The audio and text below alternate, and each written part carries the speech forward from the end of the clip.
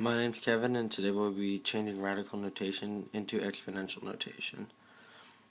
So we start off with our equation, which is 6th root of x to the 5th, and the cubed root of x squared. Now a little bit about radical notation. So we're just going to start out with an example. The n stands for our index. This line right here is called our radical. The x is the base and the m is the exponent. And to turn that into exponential notation, it's just this simple equation.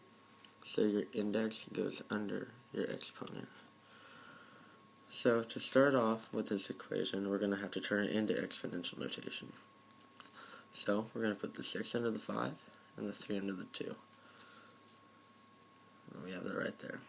Now, the rule of exponents are if the bases are the same, which they are, you add the exponents.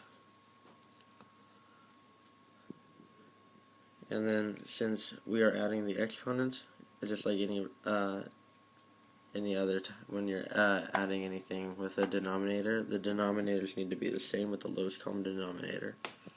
So this is a 5 over 6 and a 2 over 3. The lowest common denominator is 6. So you're going to times this one by a 2 over 2, which is a 1, to make it 4 over 6, which we've done right here.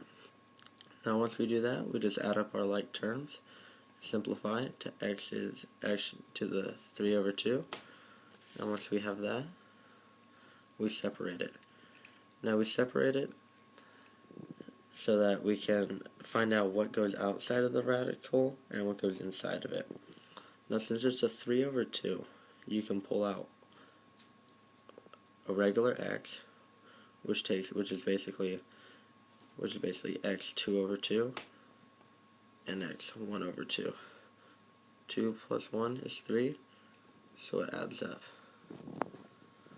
So once we do that, we see that there's a whole x, which is going to go outside, and x, which is less than 1, so it'll go back in.